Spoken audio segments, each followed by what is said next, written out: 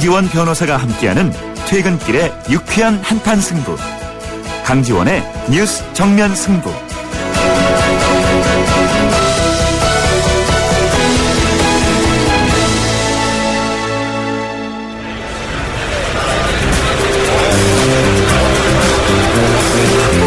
그들의 이야기가 아닌 우리, 진짜 우리들의 이야기를 들어봅니다. 시장에서 만난 오늘의 민심, 시장의 소리. 안녕하세요. 망원시장에 과일 사러 나온 애기 엄마 조인양입니다. 백목항에서 자원봉사 하시는 분들 너무 수고가 많으시고요. 저는 이제 직접 가서 도와드리진 못하지만 마음으로나마 빌고 있는데 근처에서 어려운 분들 많이 도와주셔갖고 한마음 한뜻을 도와주셔갖고 정말 너무 감사드립니다. 그쪽에 지인은 없지만은 제 가족처럼 다 너무 가슴이 아프더라고요. 진짜 일손 다 놔두시고서는 가족같이 다들 도와주신 거 보고선 소식 듣고서는 짠했어요. 내 자식, 내 손녀 같이 돌봐주시는 분들 너무 대단하시고요. 끝까지 힘내주시기 바랍니다. 너무 감사합니다. 네, 강전의 뉴스 정면 승부 3부에서는 진짜 민심이 들리는 곳, 시장에서 여러분들의 목소리를 듣고 있죠. 오늘 시장의 소리는 망원시장에서 만난 조임양 씨의 의견 들어보았습니다. 진도 백목항에서 세월호 실종자 가족들에게 힘이 되어주고 계신 자원봉사자분들께 감사의 인사를 해주셨습니다. 자신의 일처럼 마음 아파하고 가족같이 함께 해주고 계신 자원봉사자분들, 자신이 봐도 대단하고 고마우신 분들이라고 하시면서 조금 더 함께 힘내주셨으면 고맙겠다는 말씀을 주셨습니다.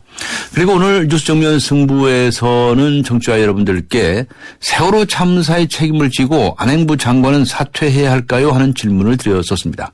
9077님께서는 안행부 장관은 세월호 사고를 끝까지 책임지고 수습한 뒤에 사퇴해야 한다고 봅니다. 라고 적으셨고요. 2214님께서는 안행부 장관이 사퇴한다고 해서 사태가 달라질 것 같지는 않습니다. 초기 대응을 하지 못한 죄책감을 느껴가면서 세월호 실종자들 찾는 데 최대한 힘써 주세요. 라고 적어주셨습니다. 아직 의견 주시지 않으신 분들께서는 휴대전화 우물정 0945번 우물정 0945번 또는 YTN 어플리케이션 예스로 듣고 계신 분들께서는 예스 게시판을 의견을 남겨주시면 되겠습니다. 3부 들어갑니다. 안녕하세요. 초보 운전자 수지입니다. 도로는 무섭고 차는 왜 이리 많은지. 엄마야. 그래서 저는 살아있는 친구를 만났어요.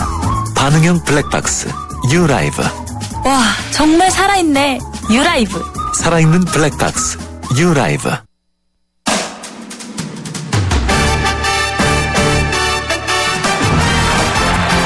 네, 먼저 스포츠 소식부터 알아보고 가겠습니다. 일간 스포츠의 이은경 기자입니다.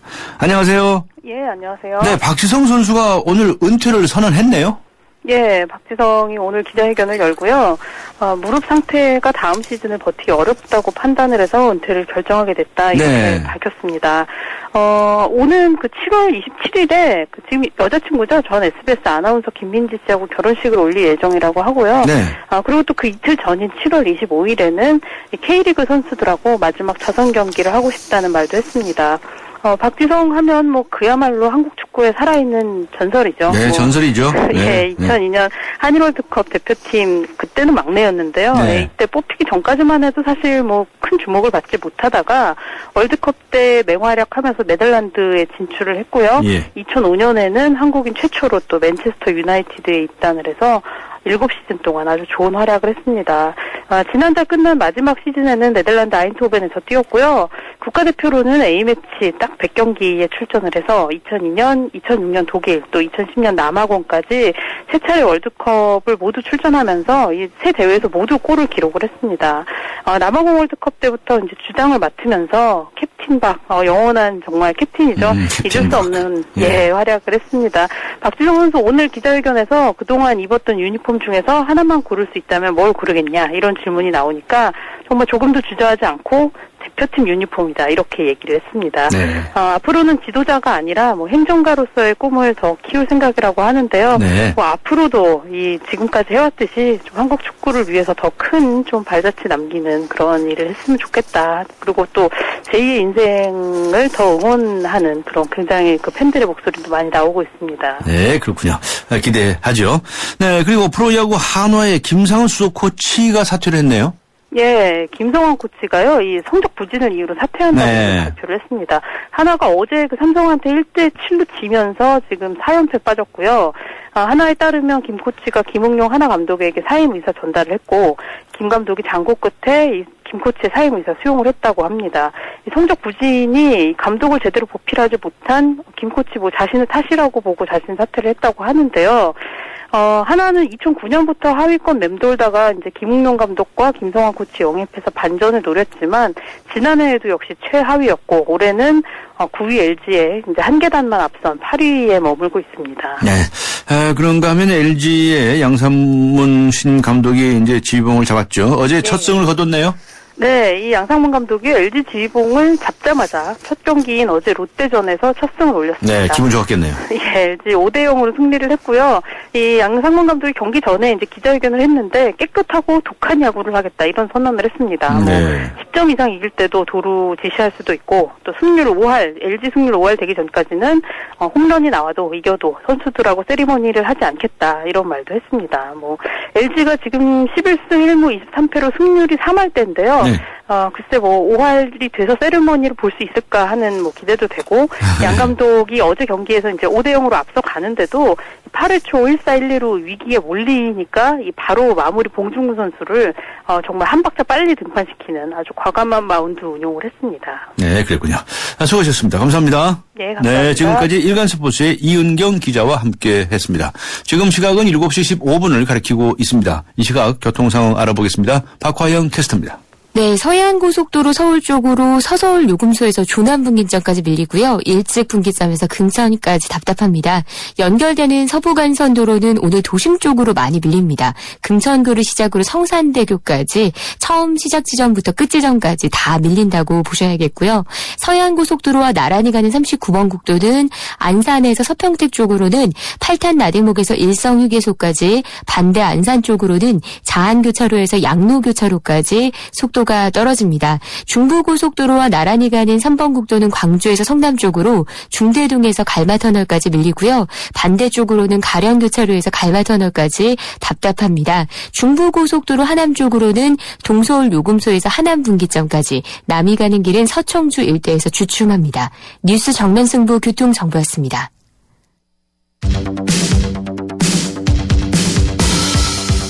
퇴근길을 함께하는 냉철하고 따뜻한 뉴스 정면 승부. 뉴스 정면 승부는 여러분의 참여를 기다립니다. 50원의 유료 문자 샵 0945와 YTN 라디오 스마트폰 어플리케이션 예스를 통해 여러분의 의견을 보내주세요. 뉴스 정면 승부는 여러분의 의견에 항상 귀 기울이고 있습니다. 네, 지역당이라는 말 들어보셨습니까? 우리에게는 생소한 단어인데요. 지역당은 주민들이 직접 참여하는 정치 기구를 말합니다. 특히 해외에서는 활발하게 활동하고 있다고 알려져 있는데요. 6.4 지방선거를 앞두고 서울 마포구에서 동네 이름을 딴 마포 파티라는 지역당이 출범했다고 합니다. 망원시장 상인부터 성미산 공동체, 풀뿌리 모임 주민들까지 함께 뜻을 모아서 만들었다고 하는데요. 한국 최초의 지역당인 셈인데 법률적인 당은 아닙니다. 앞으로의 행보와 가능성에 대해서 주목할 필요가 있겠습니다. 오늘 정면 인터뷰 지역당 마포 파티의 오현주 운영위원장 연결하겠습니다. 안녕하세요. 네, 안녕하세요. 네, 지역당이라고 하니까 좀 생소하죠. 예, 그런데 아직 이게 무슨 정당법에 의해서 정당으로 등록하거나 그런 당은 아니죠? 예. 예. 그런데 이제 지역에서 여러분들이 모이셔서 지역을 위한 활동을 하시겠다는 것인데 명칭이 마포 파티예요? 네네. 그 파티라는 게 무슨 뜻입니까? 그 영어에서 파티를 이렇게 쳐보시면 네. 두 가지 의미가 있잖아요. 네. 하나는 정당이라는 의미고 네. 하나는 생일 파티 할 때 파티한다. 네, 파티. 예. 신나는 파티. 예. 그 두 가지 의미를 저희가 다 담으려고 파티라고 지었고요. 아, 예.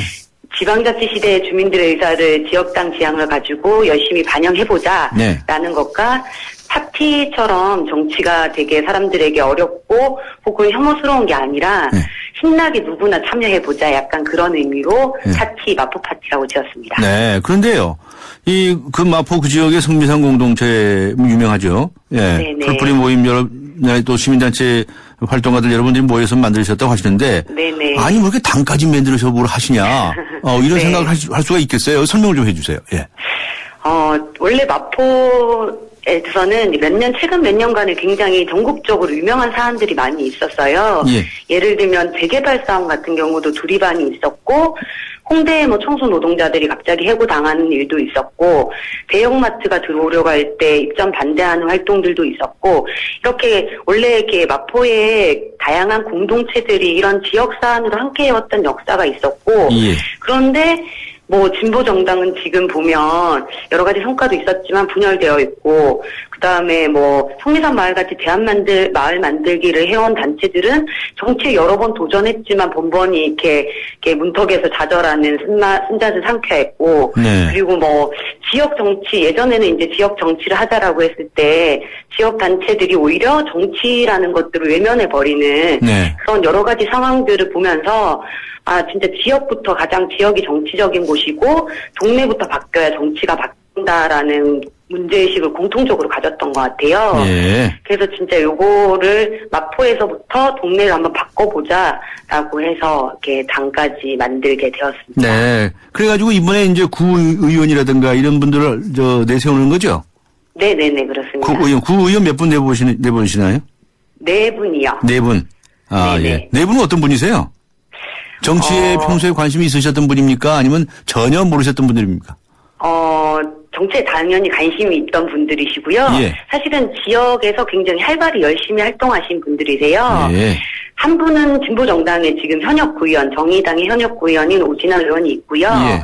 그리고 한 분은 나무군을 협동조합이라고 해서 협동조합 운동을 열심히 했던 윤성일 후보가 있고, 예. 또 지역의 공부방 운영위원장을 하면서 대형마트 싸움을 이끌었던 조영건 후보, 예. 그다음에 성미산 공동체에서 사회복지사로 열심히 활동해왔던 설현정 후보, 이 네 후보가 예. 이제 앞서 한 명의 현역 구의원 빼고 세 후보는 다 무소속으로 출마하고 있어요. 아, 그렇군요. 다들 씩씩하신 분들이네요. 네. 네? 지역 일을 위해서, 그죠? 네. 네네, 사실 굉장히 이 지방선거는 말이죠. 중앙정치에 무슨 정쟁하는 거 이런 거에 말려 들어가면 안 됩니다. 네, 그래서 맞습니다. 일본 같은 데는 무소속이 굉장히 많고요. 네. 또 유럽이나 이쪽에도 무소속들이 꽤 많아요. 공천 또 안 하는 경우도 많고요. 네. 그러니까 지방에 정말 생활 밀착적인 그런 정치를 해보고 싶다 이런 뜻으로 이해가 되는데요. 네네. 예, 이분들이 이제 한 분을 빼고는 세부 사람은 무소속으로 출마하신다 이런 얘기겠네요. 네네네. 네, 알겠습니다. 이분들이 혹시나 앞으로 이 정치를 하시는 과정에서 네. 기성 정치인들처럼 물들어갈 가능성은 별로 없다고 보십니까? 저는 이게 사실 보통 여당 야당 싫어도 1, 2번 찍는 이유가 예. 무소속이면 책임 정치가 부재하다. 아, 네. 이 사람 감시하지 않는다라는 편견이 있기 때문에 사실 찍는 거잖아요. 예. 근데 저희 이게 마포 파티 같은 경우는 선거를 단순히 대응하자라는 기구가 아니라 네. 선거가 끝난 이후에도 당선된 후보들 혹은 지역에 어떤 사안들이 있을 때 같이 감시하고 구의회를 감시하고 지지해 나가면서 활동해 나가겠다라는 의지로 출범된 것이라서 네. 사실 저희가 어떤 후보를 당선시킨다 하더라도 이 후보를 사실 지원해주기도 하지만 감시하는 역할도 하고자 하는 것이죠. 네, 그렇군요. 좀 법률적인 당이 아니라 사실상의 당이다 이런 말씀이신데, 그래도 이 당 차원에서 무슨 공약 같은 것들을 만들고 그러지 않으셨겠습니까? 매니페스토죠. 네네네. 그거 소개할 만한 게 있나요? 저희가 이렇게 후보자들하고 6가지 출범하면서 약속은 했었어요. 네. 예를 들면 세비의 10%를 당선되면 지역의 정책 개발비로 사용하겠다라든지, 예. 아니면 그 구의회를 투명하게 공개하겠다. 네. 저희가 마포구의회가 의외로 상임위 방청이나 이런 것들도 다 막혀 있어요. 그건 무슨 소리입니까? 그거 왜 못 들어갑니까? 같이 방청을 하려고 해도 일반 주민들이 방청권을 얻기가 굉장히 어렵고. 상임위원회. 구의회의 상임위원회. 네. 네네. 그렇게 굉장히 폐쇄적으로 운영되는데 이런 것들을 주민들에게 오픈하겠다 이런 이제 약속들이 있고요. 네. 공약 같은 경우는 저희가 곧 정책 파티를 열려고 해요. 네네. 네, 그래서 지역 주민들도 초대하고 전문가들도 초대해서 어떤 약속을 하면 좋은지 저희가 3대 공약을 뽑을 생각입니다. 그렇군요. 좋은 공약을 내세워서 아주 생활에 꼭 필요한 그런 공약 가지고 승부하는 것이 정말 좋은 일이 아닌가 이렇게 기대가 됩니다. 이 사실상의 당인, 법률상의 당인보다도 사실상의 당인 이 마포 파티가 다 기존의 다른 정당, 큰 정당들하고 다른 점이라고 한다면 어떤 점이 있겠습니까? 자랑 좀 해주십시오. 사실 구의원부터 시작하고 있는 건데 예. 국회의원 등은 사표 심리 때문에 잘 안 뽑잖아요. 네. 그런데 기초의원 선거 같은 경우는 구의원이라고 하면 사람들이 사실 굉장히 많이 선택해줘요. 네. 그리고 사실 주민들은 변화하고 싶어 한다고 저희는 믿고 있거든요. 네. 그래서 뭐 한계라고 하면 사실 마포가 대안적인 어떤 후보들이 진출할 수 있는 선거구가 2인 선거구밖에 안 되는 거예요. 네. 그래서 굉장히 당선되기 어려운 구조가 있지만 어쨌든 저희가 이런 선거구도 바꿔야 된다라고 생각을 하고 지역사회에서 꾸준히 활동해왔고 뭐 선거 때만 나타나는 후보가 아니고 예. 그리고 저희는 사회적 약자나 소수자들을 위한 활동들을 해야 된다는 명확한 가치가 있는 이제 집단이고요. 예. 앞으로 구의회를 정말 투명하게 운영하겠다. 예. 부정부패로 물든 마포구의회를 바꿔보겠다. 예. 이런 것들이 기존에 이렇게 새누리당이나 민주당이나 사실 지역사회에서는 부패나 이런 것들이 마포구의회에서는 다르지 않았던 사실이 있었거든요. 네. 그래서 그런 것들을 좀 투명하게 운영하면서 바꿔가겠다라는 차별화가 되어 있다고 생각합니다. 예, 알겠습니다. 오현주 운영위원장께서는 주말 하시나요? 네, 아닙니다. 다음 기회에 하시든지. 예, 알겠습니다. 수고하셨습니다. 감사합니다. 네, 감사합니다. 지금까지 지역당 마포파티의 오현주 운영위원장과 함께 했습니다. 4년마다 전 세계가 축구로 뜨거워진다. K5도 출시 4주년. 그럼 뭐 특별한 거 없나? 있다. K5 출시 4주년 기념 1.4% 할부 프로모션. 세계가 인정한 디자인과 성능 모두가 누리시라고. K5 할부 금리가 1.4%. 1588-5330 또는 기아자동차 전시장으로 문의하세요. 현대캐피탈 신차 할부 일반형 36개월 이하 선수율 15% 이상 연체금리 24% 중도 상환 수수료 1.5에서 3% 5월 출고분에 한해 적용.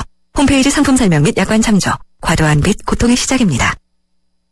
네, 강조연 뉴스 정면 승부 3부 여기서 마치겠습니다. 잠시 후 4부에서는 터키에서 탄광 폭발 사고가 발생해서 발칵 뒤집혀 있죠. 현지 연결해 보겠고요. 그리고 6.4 지방선거와 부동산 경기 사이의 관계에 관해서 김동환 대한금융경제연구소 소장 함께 하겠습니다. 잠시 후 뵙겠습니다. 서양 고전음악을 완성시킨 천재 작곡가 악성 베토벤. 그의 음악적 잠재력을 일깨워준 사람은 스승인 크리스티안 네페 선생님이었습니다. 네페 선생님은 지루한 이론과 반복적인 연습을 강요하지 않았습니다. 이탈리아와 프랑스, 독일의 유명한 오페라를 감상할 기회를 마련했고 어린 베토벤이 음악에 대해 더 깊이 느끼고 생각할 수 있도록 이끌었습니다. 가르치는 것이 아니라 깨우치는 교육, 아이들의 잠재력을 활짝 꽃피우는 우리 교육의 희망입니다. 이 캠페인은 I am the key, 눈높이 대교와 함께합니다. 김대리. 그 자네 아버님 입원하셨다면서? 네. 요즘 아내가 병원에서 아버님 돌보느라 힘들어해요. 아니, 이 사람이 아직도 포괄간호 서비스를 모르나? 보호자가 곁에 있지 않아도 간병인을 따로 구하지 않아도 병원의 간호 인력이 환자의 회복을 도와드리는 포괄간호 서비스.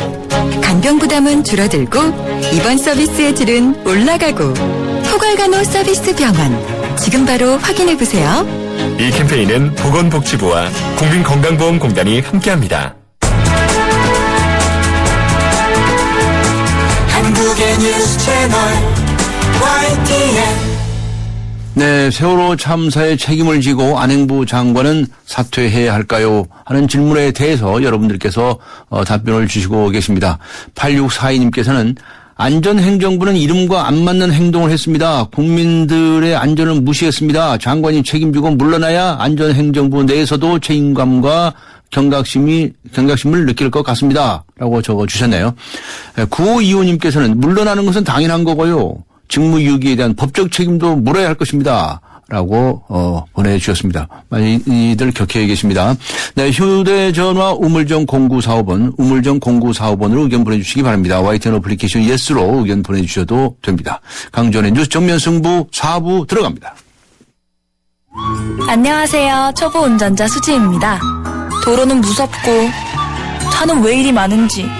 엄마야. 그래서 저는 살아있는 친구를 만났어요. 반응형 블랙박스 유라이브. 와, 정말 살아있네.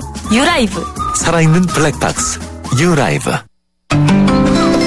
미세먼지 많은 날엔 깨끗하게 쿠쿠 청정. 비 오는 날엔 산뜻하게 쿠쿠 제습. 공기청정기와 제습기가 만나 1년 내내 쿠쿠 하이브리드 365.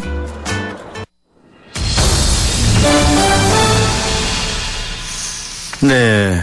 참담한 사고가 저기 터키에서도 일어났다는 소식이 들어와 있습니다. 터키에서 탄광이 폭발을 해서 400여 명이 사망하거나 매몰됐다는 소식인데요.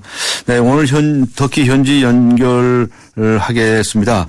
당초에는 터키에서 동양 호텔을 운영하시는 핫산 사장, 그러니까 터키인인데요. 그분이 한국말을 잘해서 연결을 하려고 했는데요. 그분이 갑자기 부인이 해산을 하셨답니다. 예, 그래서 함께 근무하는 한국인입니다. 이장호 씨 연결을 하기로 했습니다. 이장호 씨 나와 계시나요? 네, 안녕하세요. 예, 잘 들리시죠? 예. 지금 터키 서부에서 탄광에서 폭발 사고가 났다는 거 아닙니까? 도대체 어쩌다가 어떤 사고가 난 겁니까? 네, 저희도 지금 현지 뉴스를 통해서 접하고 있는데요. 네. 좀 탄광 입구에서 한 2km 정도 떨어진 전력 공급 장치에 이상이 생겨서 폭발이 일어나서 생긴 사고로 추정되고 있습니다. 그렇군요. 현재까지 여기 알려진 바에 의하면 사망자가 205명으로 알려져 있는데 그쪽에서는 어떻게 알고 계십니까? 네, 여기서도 200명 이상으로 알고 있고요. 네. 지금 부상자가 90명 이상으로 알고 있거든요. 예. 그러면 지금 구출 작업이 계속되고 있습니까? 네, 지금 현장에서 구조대원 한 300여 명 분들이 계속 수색 작업 진행하고 계시고요. 예. 아직 깊은 곳까지 구조가 이루어지지 못하고 있지만 300명 정도 구조가 된 것으로 보도되고 있어요. 그렇군요. 그곳은 어떤 곳입니까? 어떤 탄광입니까? 네, 여기가 이스탄불에서 한 300km 정도 떨어진 소마라는 곳에 있는 탄광인데요. 예. 여기 한국 관광객분들은 아직 많이 방문하시는 곳은 아니고요. 네. 한 20년 전에 구경탄광에서 사설탄광으로 이전된 탄광이라고 하네요. 그렇군요. 지금 그 사고의 원인하고 관련해서 터키에서 터키 국민들의 여론은 어떻습니까? 정부에 대한 비판이라든가 어떤 얘기들이 좀 나오고 있나요? 여기 지금 탄광 사고도 안전 문제랑 관련된 사고라고 보도되고 있는데요. 예. 낡은 여기 탄광 시설을 교체하지 않고 안전 관리가 철저하지 못해 일어난 사고인데. 네. 이게 여기 터키 현지 뉴스에서도 지금 터키 에너지 사업 부분에서 민영화 때문에 구경탄광에서 사설탄광으로 변경하는 과정에서 사설탄광이 좀 안전관리가 소홀하다는 얘기가 좀 나오고 있거든요. 예. 그런 부분도 원인 중에 하나로 거론되고 있어요. 터키 국민들은 어떤 반응을 보이고 있습니까? 분위기가 어떻습니까? 지금 사고 탄광 안에 한 15살짜리 소년도 있다는 이야기가 나면서 국가적으로 슬픔의 장소이고요. 예. 터키 국가적으로 3일 정도 애도 기간을 선포한 상태고요. 네. 여기 사무실 계신 분들도 계속 뉴스 주시하면서 상황 보시고 계시고, 세월호 이제 참사가 일어난 지 얼마가 되지 않는 상태라서 한국 국민분들이나 관광객분들도 안타까운 마음으로 지금 사고 경과 지켜보고 계세요. 네, 이장호 씨는 거기 그 동양 호텔에 취업해 계시는 거죠? 그리고 또 우리 교민이시니까 한국에서 일어난 세월호 사고에 관해서 잘 알고 계시죠? 네네, 잘 알고 있습니다. 네. 근데 터키 국민들이 굉장히 화가 좀 많이 나셨을 것 같은데 그런 의견들이 나오고 있습니까? 네, 여기서도 좀 소년 얘기도 있고 그래서 많이 화가 많이 나 있는 상태시고요. 네. 네. 그 정치 지켜보시고 계십니다. 네, 거기 그 정부나 정치 지도자들의 반응은 어떻습니까? 어떤 태도를 취하고 있습니까, 그 사람들은? 지금 우선 국가적으로 어디 방문하시는 그런 일정을 취소하고 네. 한강으로 지금 사고 경과 지켜보러 가고 있다고 보도는 되고 있고요. 아, 예. 네. 네. 거기 대통령도 좀 대통령이나 총리는 어떤 발표를 했나요? 그냥 애도 기간 선포한 상태고요, 지금. 네. 아, 그렇군요. 애도 기간을 표명한 그런 상태에 있네요. 알겠습니다. 하여튼, 한 사람이라도 더 구출할 수 있으면 구출했으면 좋겠습니다. 이런 문제에 국경이 어디 있겠습니까? 네, 많이들 관심을 가져야 되겠네요. 수고하셨습니다. 감사합니다. 네, 감사합니다. 네, 지금까지 지금 터키의 동양 호텔에서 일하시는 이장호 씨 연결해서 터키 터키 탄광의 폭발 사고 관련 소식 들어보았습니다.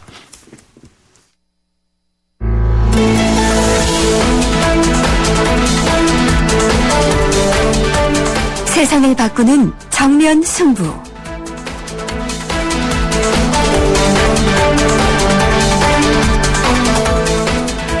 네, 요즘 집값이 좀 심상치 않습니다. 집을 내놓아도 좀처럼 팔리질 않는다는 건데요. 우리 스텝 중에도 집을 내놓으신 분이 있는데 보러 오는 사람이 없었답니다. 그래서 결국 전세로 다시 내놓았다고 그러는데요. 이 지방선거를 앞두고 집값이 오르는 것이 그동안의 경향이 아니었나 싶은 생각이 드는데 어찌된 영문인지 궁금해집니다. 오늘 세상을 바꾸는 정면 승부 경제 문제 다뤄보겠습니다. 대한금융경제연구소의 김동환 소장 나오셨습니다. 안녕하셨습니까? 예, 안녕하세요. 네, 작년 하반기 주택시장을 좀 살려보자. 이렇게 해서, 사실 여러 차례 그 부양책들이 나오고 그렇죠. 있지 않습니까? 예. 매달 매출 대책, 매달 대책 이렇게. 대표적인 게 828 대책이죠. 예. 예. 그 성과가 좀 있는 것 같으니 최근 분위기가 좀 어떤가요? 글쎄요, 올해 들어서도 계속 가격도 좋았고요. 거래도 좀 늘었거든요. 근데 4월 들어서 서울 지역만 보면 3월보다 한 1000여 가구 정도 거래가 줄었어요. 그러니까 4월 들어서 서울의 주택 거래량이 한 8,400가구 정도 되거든요. 근데 1월 들어서부터 매월 2,000가구씩 늘던 거라서 이게 4월 들어서 1,000가구 이상 줄었다는 게 좀 방향성을 바꾸는 거 아니야 이런 걱정이 좀 되는 거고요. 가격 측면에서도 보면 강남 재건축 아파트를 비롯해서 강남 강북 할 것 없이 다 약세거든요. 그러니까 828 그 주택 그 활성화 대책이 나온 이후에 한 30주 이상 가격 강세, 거래량 늘고 이런 좋은 분위기가 이어지다가 3월을 정점으로 해서 좀 꺾이는 거 아닌가 그런 생각이 들어요. 근데 가격이 일부 조정받는 거는 괜찮은데 거래가 주는 것 자체가 조금 안 좋게 보이네요. 3월부터라고 보십니까? 그렇습니다. 예. 단도직입적으로 먼저 여쭤보면 이건 세월호 참사의 영향 이렇게 말하기는 어렵네요. 아닙니다. 4월 거래량이 세월호 때문에 그런 것 같지는 않습니다. 왜냐하면 거래량이라는 건 그 전에 그 계약 체결된 걸 이제 한 거니까. 그 전부터.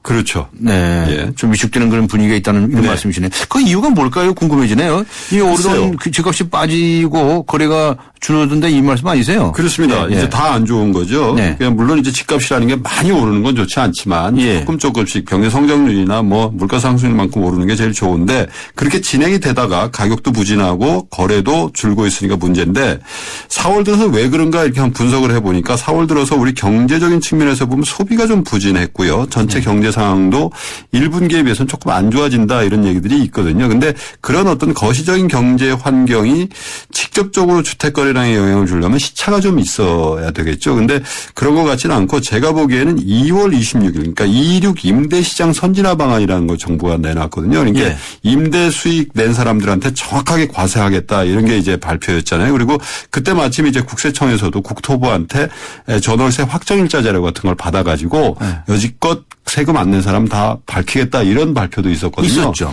그런 걸 하다 보니까 주로 돈이 있는 사람들 중에 전월세 좀 끼고 집을 사서 좀 집값 오를 때까지 기다려보겠다 하는 투자 수요들이 좀 많이 줄어서 그런 거 아닌가 그런 생각이 좀 듭니다. 그것 때문에만 이렇게 많이 빠질까요?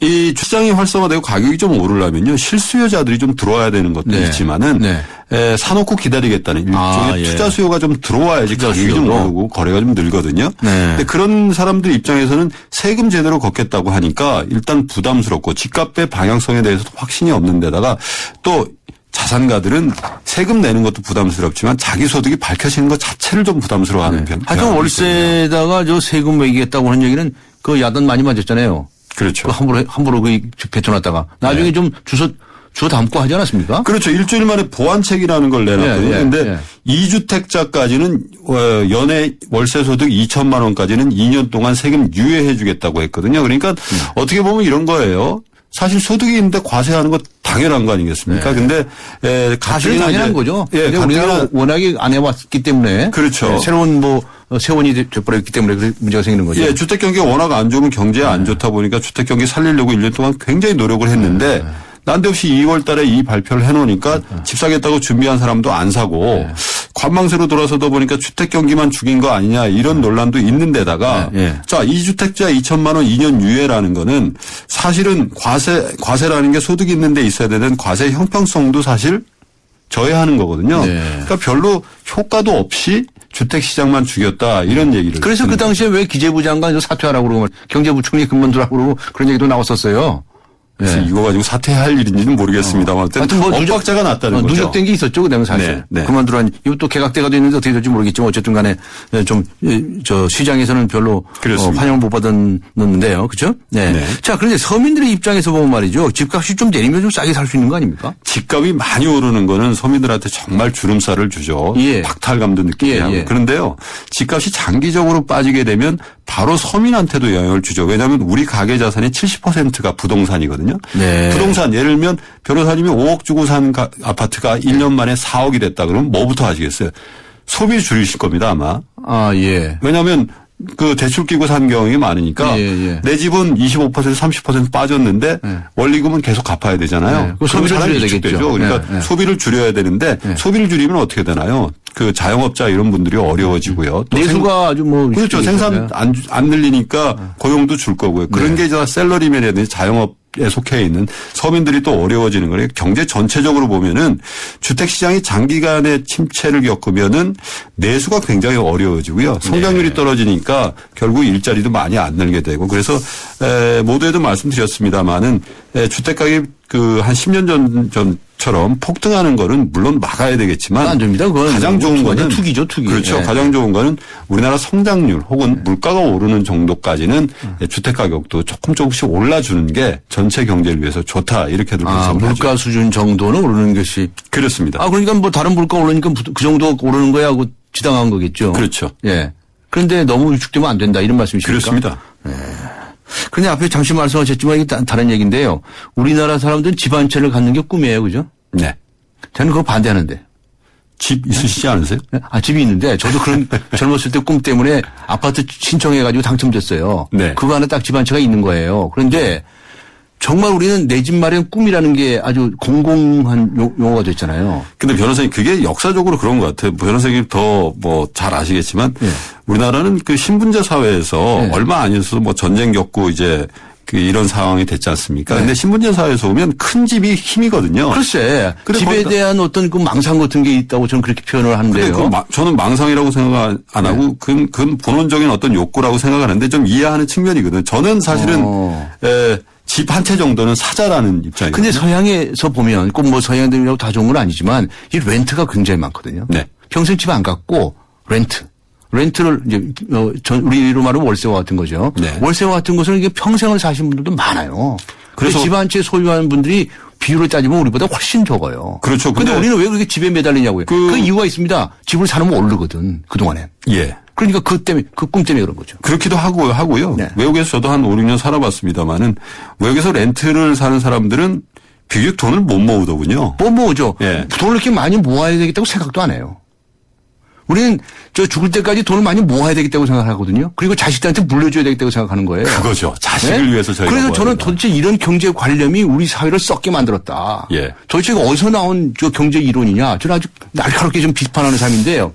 오늘 얘기가 조금 뭐 이론이라기보다는 저는 뭐 사실 한국적 가치 그리고 네. 아시아적 가치라고 생각을 합니다. 네. 그거 자체를 뭐 서양 사람이랑 비교해서 우리가 후세를 위해서 또 2세들을 위해서 돈을 좀 모아야 되겠다는 이게 사고방식 자체를 뭐 폄하하거나 비난할 생각은 없고요. 단지 네. 그런 것 자체가 소비를 유예시키거나 소비를 좀 촉진하지 않는 부분이 저는 있어서 오히려 큰 집을 사가지고 돈을 쏟아붓지 않으면 네. 더 가처분 소득이 늘어서 예. 더 경제를 활성화시킬 수 있다고 생각해요. 그리고 저 죽을 때 자식들한테 돈 남겨주겠다는 거 있잖아요. 네. 아니 자식들은 세상에 태어나게 해줬으면 자기들이 돈 벌어가지고 자기들이 살아야지 왜 부모한테 돈 벌라고 그럽니까? 저는 이 동양적 사고 오늘 얘기가 좀 상당히 비약이 되는데 오늘 거기까지만 하죠. 뭐 다음에 또 토론할 기회를 갖도록 하고요. 하여튼 이 육사 지방선거 앞두고 있지 않습니까? 네. 그런데 어떻습니까? 이 집값은 어떤 분위기예요, 지금? 그러니까 2002년도에 그 지방선거 2006년도에 있었고 2010년도에 있었잖아요. 예. 지방선거 기간에는 그 해에는 집값이 많이 올랐습니다. 2002년도에 20% 이상 올랐고요. 네. 2006년도에 서울 지역 기준으로 해서 19% 올랐거든요. 그러니까 그때마다 뭐 2002년이라는 게 이명박 전 대통령이 시장됐을 때니까 뉴타운이라든지 청계천 복원 이런 게 공약 사업이 있었고 2006년도에 이제 전 오세훈 시장이 나왔을 때는 세운상가라든지 동대문 그 운동장 개발 혹은 제2기 뉴타운 같은 것들 나왔거든요. 그래서 굉장히 많이 올랐는데 2010년도에는 한강 르네상스니 뭐 이런 거 나왔는데도 집값이 많이 났어요. 그러니까 지방선거하고 부동산 시장하고 이렇게 그 영향이 어느 정도 있었냐 이렇게 보면은요.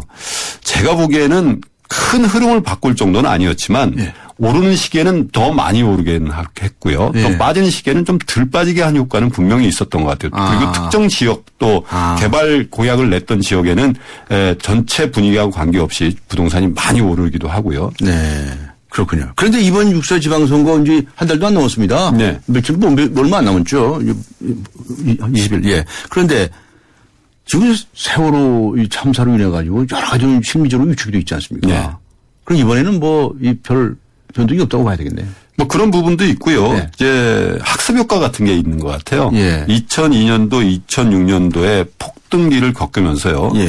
사실은 공약에 의해서 오른 그 집값이 유지된 적이 별로 없거든요. 네. 지금 당장 그 10년 전에 나왔던 뉴타운이 지금 해제되고 있는 상황이에요. 지역 해제되고 뭐 거기서 매몰 비용을 누가 물어야 되느니 이런 거 가지고 지금 논란을 벌어지고 그런 있는 공약을 거니까요. 뻥 공약이라고 합니다. 그러니까요. 그래서 이게 나중에 뻥들 그런 공약들을 왜 하는지 모르겠어요. 유권자들도 이제 그런 것들을 경험하다 보니까 무리한 공약 내봐야 저거 가지고 내가 저걸 믿고 집을 사봐야 저 시장이 혹은 당선이 안 될 수도 있고요. 당선된다 하더라도 4년 동안에 그 결과가 나오기가 어렵다는 걸 다 알았기 때문에 이젠 공약에 의해서 집값이 춤을 춘다든지 투자 수요가 막 폭증한다든지 그런 일들은 많이 없어진 것 같아요. 그 공약을 내는 후보자들도 좀 나라 경제 좀 생각해가면서 해야 되겠네요. 그냥 투기를 조장하는 듯한 선심성 이런 공약들 막 내놓고 말이죠. 그래가지고 사람들 부추기고 말이죠. 근데 이제 가만히 생각해 보면요. 유권자 입장에서 자기가 살고 있는 지역에 부동산 가격이 만약에 집을 소유하고 있다면요. 부동산 가격이 굉장히 오를 만한 호재성 공약을 냈다 후보자가. 그러면 사실 두 가지 중에 하나거든요. 야, 저 사람 믿고 한번 찍어줘서 반사이익을 좀 받아볼까 하는. 또 썩는 게 아닌가 싶은 그런 인간적인 유혹이 있기도 하고요. 또 반대편에서는 야, 저거 변호사님 말씀하신 대로 뻥 공약인데 이런 생각도 있는데 정말 제가 이번에 이 기회에 말씀드리고 싶은 거는 4년 임기 동안에 집값 상승해서 그 유지되고 그 결과물을 잘 유지한 경우는 거의 없었거든요. 그러니까 판단을 해서 이거 무리한 지역 공약인데 다행히 내가 그 지역에 산다 하더라도 그런 무리한 공약을 내는 시장 후보는 좀 안 뽑는 게 부동산 시장을 위해서도 좋더라. 그런 결론이죠. 더 나가서 그냥 떨어뜨려야죠. 그런 후보들은. 그렇죠. 우리 후보자들한테 따끔하게 한 말씀 해주세요. 그러니까 국민들도 좀 냉정한 판단을 해야 된다. 그러니까 뭐 자기의 이익도 그렇지만 지역 이기주의가 좀 문제가 되고 있지 않습니까? 서울 지역만 하더라도 어느 지역은 개발 공약이 있고 어느 지역은 개발 공약이 없음에 따라서 이 지역 간의 부동산 가격의 차이가 있다면 사실 그건 4년 거의 단임하기 때문에 시장이라는 게 또 지금 상황에서는 연임해서 난 시장으로 끝까지 가겠습니다라기보다는 대권으로 가기 위한 전초전 같은 성격이 많잖아요. 서울시장이. 그래서 이런 구조를 좀 바꿔야 되겠다. 그리고 변호사님께서 말씀하셨지만 찍지 않는 것 자체가 떨어뜨리게 하는 거거든요. 그래서 무리한 지역 공약을 내는 개발 공약을 내는 후보는 안 찍어서 좀 떨어뜨려서 다음번 다다음번에는 정말 합리적인 부동산 공약을 내는 후보만이 당선될 수 있는 그런 분위기를 유권자 스스로가 좀 만들어 갔으면 좋겠다. 6월 4일 날 그런 생각을 좀 해보게 됩니다. 우리 유권자들이 똑똑해져야 되겠네요. 그렇습니다. 네. 두 눈을 부릅뜨고요. 자, 그런데 이 매니페스토 운동을 하는 입장에서는 이 후보자들이 정말 공약을 잘 내놓아야 되고 또 우리 유권자들이 투표를 잘 해야 되거든요. 네. 그런데 이제 이런 공약들이 잘 이렇게 유권자들에게 전달이 잘 안 됩니다. 네. 전달되지 않아서 참 꼼꼼히 따져보기 참 어려운 그런 나쁜 조건들이 있어서 이런 건 좀 개선됐으면 좋겠다. 그리고 한 가지 또 말씀드리고 싶은 건 이거예요. 우리나라 부동산 정책이라는 게 이제 그러니까 정부가 5년에 한 번씩 바뀌지 않습니까? 네네. 그러면서 전국적인 부동산 정책의 대강이 바뀌게 되죠. 네. 근데 그 사이에 또 지방자치단체장 선거가 있는데 거기서 또 지역의 부동산 정책이 또 바뀌거든요. 또 엇갈리는 수가 있을지도 모르겠네요. 그렇죠. 실질적인 우리가 피부에 체감하는 부동산 정책은 사실 시군구라든지 광역지방자치단체에서 나오거든요. 인허가권 이런 데서 다 갖고 있기 때문에요. 뭐 그 지역을 선정한다든지 아니면 고도 제한을 한다든지 이거 다 지자체에서 갖고 있거든요. 그러니까 이런 그 부동산 정책들이 대선과 또 지방선거 총선 때마다 바뀌게 되면서 사실은 장기적인 안목에서의 부동산 투자 수요를 감퇴시키는 역할들을 하게 되죠. 지금 우리가 보고 있지 않습니까? 용산 개발 문제만 하더라도 사실은 용산 개발에 대박의 꿈을 꾸고 투자한 사람들은 지금 쪽박을 찾지 않습니까? 아이고 거기 용산 한번 가보셨는지 모르겠는데 제가 한번 가봤는데요. 참 흉흉합니다. 그러니까 근데 뭐 잘 나갈 줄 알고 몰려든 심리도 뭐 칭찬할 만한 일은 아니지만. 그렇죠. 거기서 지금 말씀하신 대로 쪽박자는 있어요. 물론 본인이 책임지고 본인이 투자한 거니까 본인 책임이라고 할 수 있지만 사실은 부동산 정책이 조변석계로 바뀌면서 어쩔 수 없이 희생을 해야 되는 사람들도 있거든요. 거의 원주민들이 무슨 죄가 있습니까? 그래서 이런 그 지역 공약, 지역 개발 사업에 대한 것도 중앙정부와 그 지방자치단체 간의 어떤 역할 분담에 대해서 차제 한 번 더 이게 과연 옳은 일인가에 대해서 한 번 더 생각해 볼 수 있는 그런 기회도 좀 만들었으면 좋겠다 이런 생각이 좀 듭니다. 그러니까 이건 제 아이디어인데 말이죠. 네. 이 민간 주택 시장에서 업자들이 뭐 주택들을 공급하고 그러지 않습니까? 네. 그런데 저는 이 평생 안심하고 살 수 있는 임대주택을 많이 공급했으면 좋겠다 이런 생각을 합니다. 그냥 임대주택이 아니고요. 평생. 네. 중산층까지도 나는 내 움직이는 데 따라서 이렇게 안심하고 임대주택을 빌려서 살 수가 있다. 그러니까 이제 변호사님처럼 드디어 집을 살려고 하지 마세요. 큰돈 묶어놓지 마세요. 뭐 이런 아이디어 마음에 안 드십니까? 큰 집에 대한 미련을 좀 버리라는 말씀을 꼭 드리고 싶어요.